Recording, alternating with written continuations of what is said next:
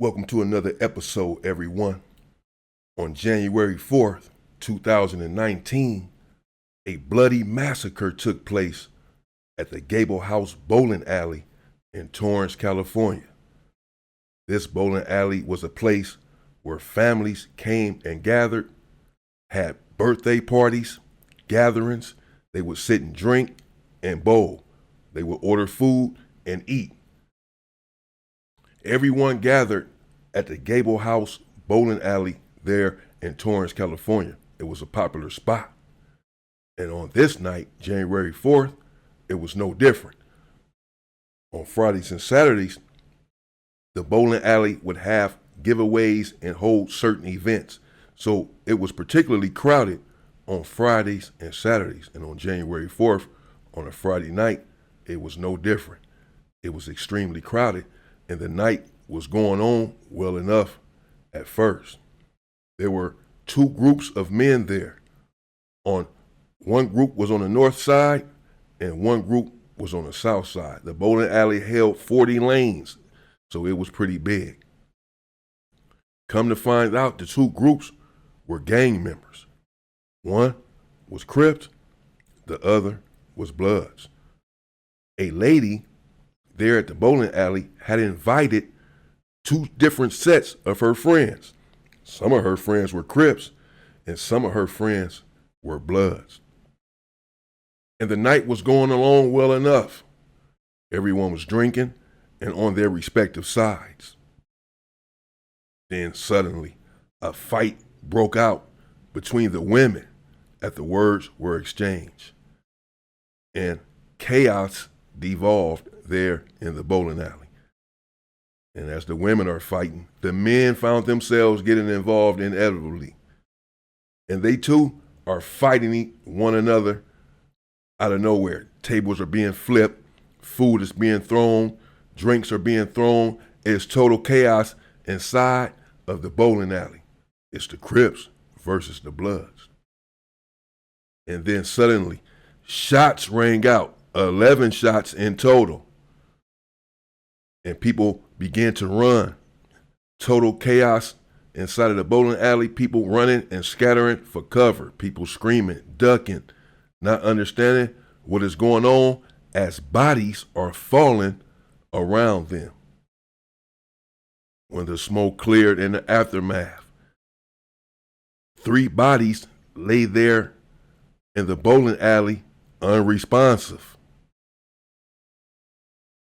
In attendance at the bowling alley was Robert Meekins, 28 years old, a father of 5, from Hack Gang Watts. Crip, he had been shot and was lying there dead on the floor. Also lying there motionless was Ashton Edwards, a 28-year-old from the 4-pack. The 4-pack is a set of gangster Crips comprised of the 4 Deuce gangster Crips, the 4 Trey gangster Crips, and the 4-8 gangster Crips. Ashton was a part of the 4-pack, but particularly from 4-8 gangster Crip. He too was dead. Also, he was the godfather of Robert's son. Michael Radford, 20 years old.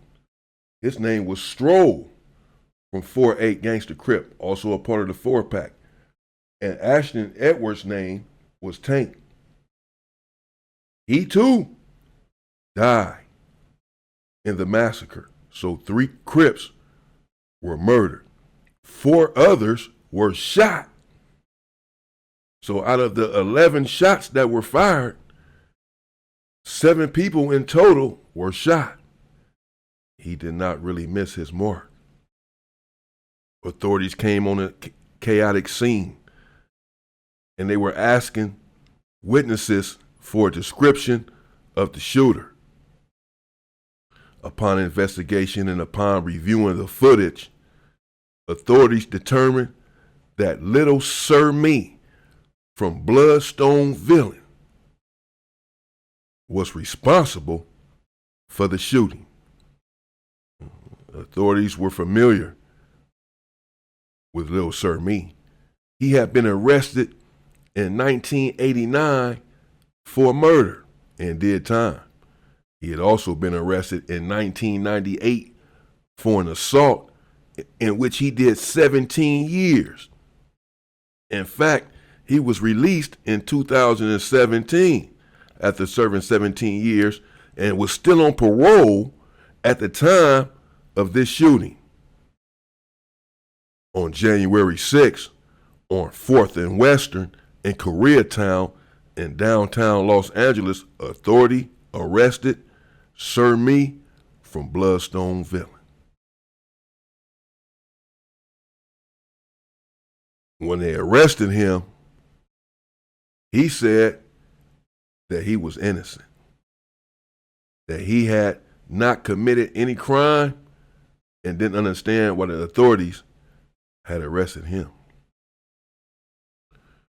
But once he realized that the authorities had the footage with him on there, standing by a staircase shooting, he sort of changed his tune. His trial began on June 13th of 2022.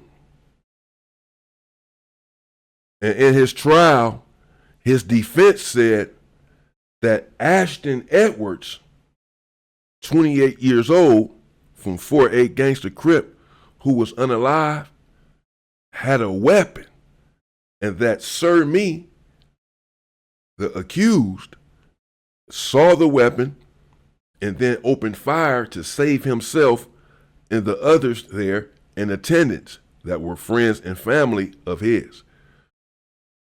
It is true that authorities found a weapon on Ashton Edwards, but it was zipped up in his jacket. He had never had a chance, for whatever reason, to get his weapon.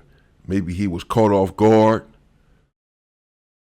and simply did not have enough time to respond to grab his weapon. Always having a weapon doesn't mean that you will survive an attack. Many people die with their weapon on them. You have to be alert and ready at any rate. He did indeed have a weapon on him, but it was not drawn, ever. No one had seen the weapon, according to authorities and according to witnesses. The prosecution said that Sir Me was a bloodthirsty gang member who had had a decades-long bitter beef with the deceased, that the Bloodstone Villains and the 4-pack were bitter rivals with dead bodies on both sides of a vicious war, and that Lil Sir Me saw the scuffle, the squabble, the fracas there in the bowling alley, and decided that this was an opportunity for him to get even with some Crips that he despised. The prosecution said it had nothing to do with the fight, that whether the fight had transpired or not, that once Lil Sir Me came into the bowling alley and saw with his own 2 eyes all of the Crips that were there that were his bitter enemies, that he would have opened fire upon them anyway. But the fight only exacerbated the situation and really gave him cover. Also in trial, the prosecution produced a recording. Turns out Lil Sir Me was in the Los Angeles County Jail being recorded by other inmates. One of the inmates had a wire on him and was asking Lil Sir Me about the charges that he was in there on.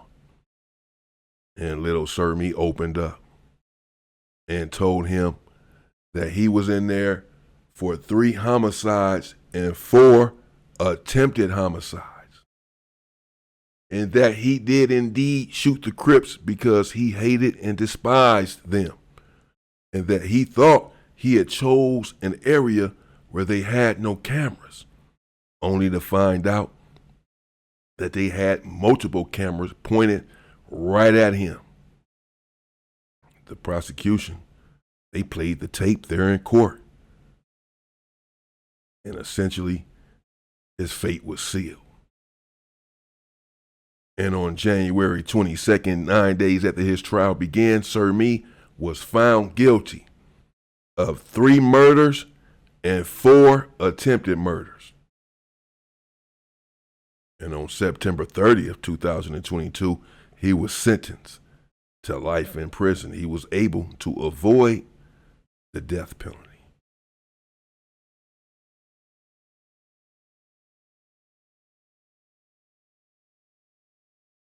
Very dangerous situation,